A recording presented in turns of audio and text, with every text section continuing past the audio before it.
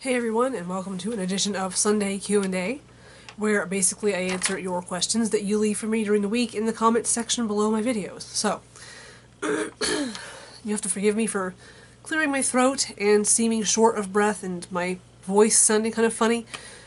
I'm pretty sure I have a sinus infection right now and I'm very uncomfortable. So, anyway, I'll do my best, however. I have written down people's questions that they asked me in my recent videos in the comments, so I'll just go ahead and get started. So, Gaga Married the Night 11 wants to know, what did you do for V-Day? For Valentine's Day, I guess she means. Well, for Valentine's Day, since my boyfriend lives in Cleveland, not here where I live, I didn't do anything, really. I went to work, came home, had dinner, didn't really do anything. But he is going to be visiting soon, and we will be doing some catching up when he visits. And we're going to probably exchange some gifts and go on a nice date and just kind of do how we always do when we visit and see each other. So that's that. She also asks, do you like Melanie Martinez? I'm not really sure who that is. I meant to Google this, but I had kind of a short space of time between when the question was asked and right now. I've been super duper busy and haven't had a chance to look up Melanie Martinez, so I can't really answer that question. When did you start doing crafts? Oh, I've been doing crafts for a very long time, since I was a very young child, actually. I remember in school we would be doing things where you like glue popsicle sticks together to make something, or I remember my third grade teacher had us make Christmas wreaths out of wire coat hangers and plastic sandwich baggies. It sounds strange, but it was actually very, very nice. Basically, we threaded the baggies onto the coat hanger and then it formed into a circle, and it made this nice white, frosty looking Christmas wreath. And we took them home to our parents and all was good. So, and I remember when I was in the second grade, I learned that I could take construction paper and cut it into strips and like weave it together to make baskets and stuff. I remember I would make baskets to give to my teacher. I would make them and I would sit them on her desk. So I've been crafting for a very long time. I've always wanted to make a duct tape basket. It's something I should try sometime. What's your favorite pair of shoes? Oh gosh. Probably my big giant buckle boots. Hang on just one second, I'll get them.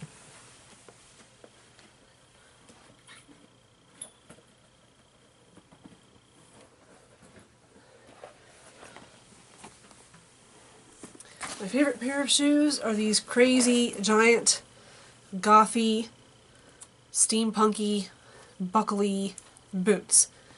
And I bought them on Amazon from a company called Phantasma, I think, and they make costume stuff, so I was not expecting these to last long, but they've held up pretty good, and they're really sturdy, they're comfortable.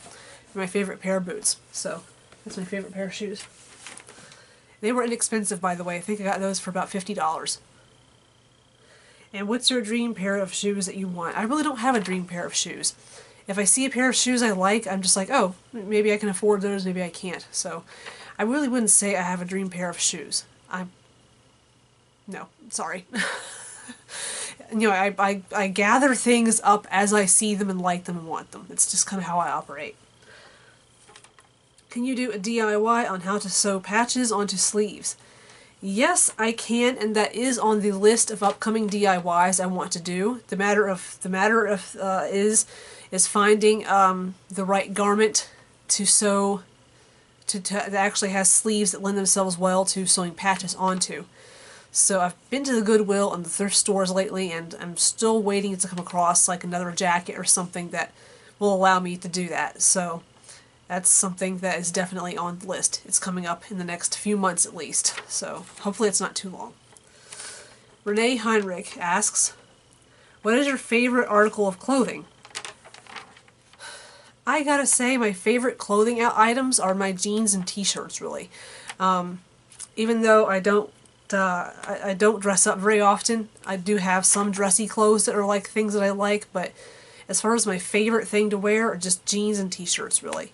I don't have a favorite, really, so unfortunately I do have a favorite pair of jeans, actually. I'm not wearing them right now, but they're a pair of jeans. They're supposed to be super skinny, but they're not, which is what I like about them. They're very nice and long. They come down past the edge of my, like the ankle of my shoes, even when I'm sitting down. I love a long pair of jeans because I'm tall, and I have a really hard time finding jeans that fit properly.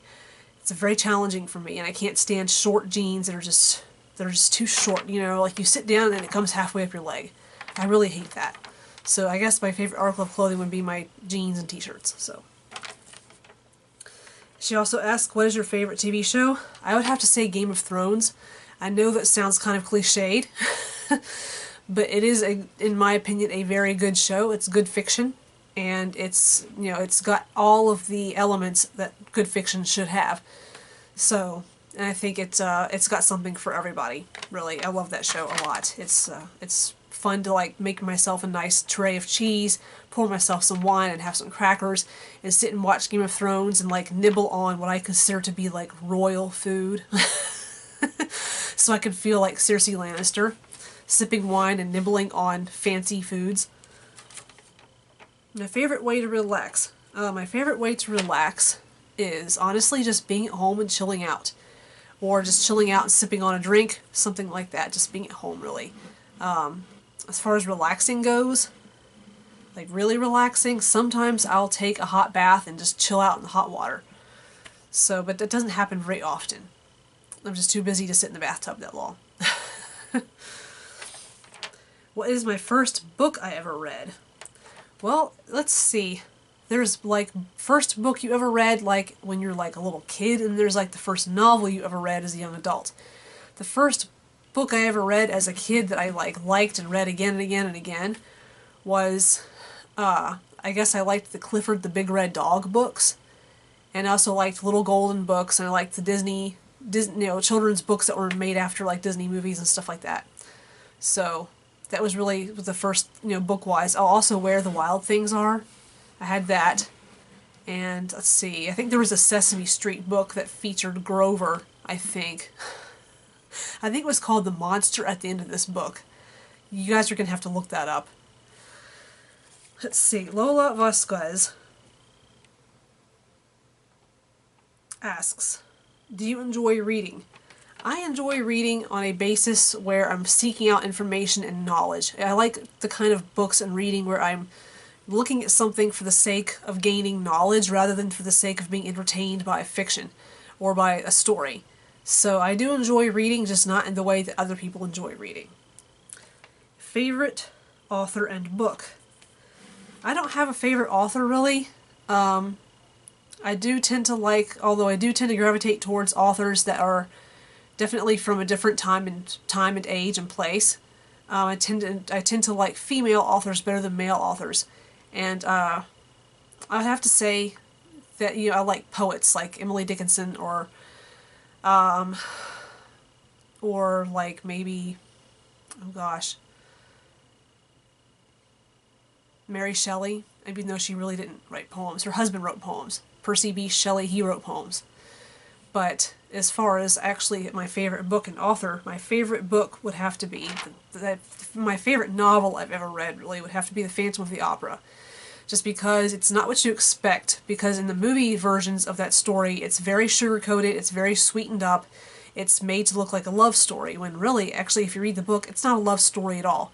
The author paints a portrait of people. He's painting a portrait of how terrible and miserable and evil and selfish and shallow and just completely conceited people can be, and how conniving they can be too, and how just they can show complete disregard for one another and only focus on their own purposes and their own indulgences. And honestly, every character in the story is technically could be considered a monster in their own way. And so the author sort of underhandedly poses the question, who is the monster and who is the man? So the answer is, well, the Phantom's not necessarily the monster. He's a grotesque, but he's not necessarily the monster. He's not necessarily the villain.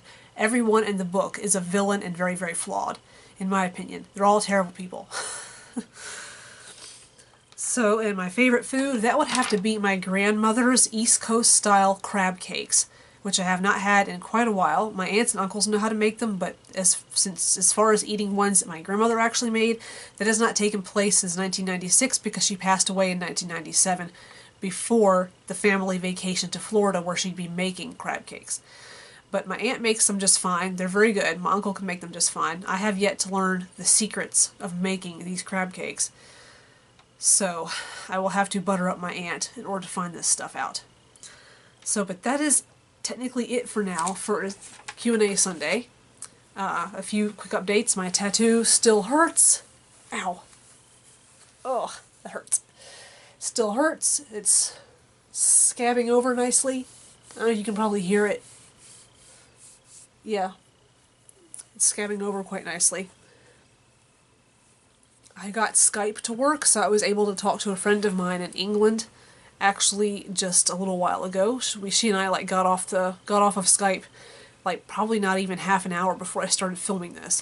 So yeah, and I'm starting to plan my outfits for Rock on the Range, and I have to engineer a private tailgating bathroom so that my boyfriend and I and whoever's partying with us in the parking lot don't have to go wait in line at the nasty well, they're not that nasty. The nasty porta potties in the tailgating parking lot at Cruise Stadium in Columbus when we go to Rock on the Range.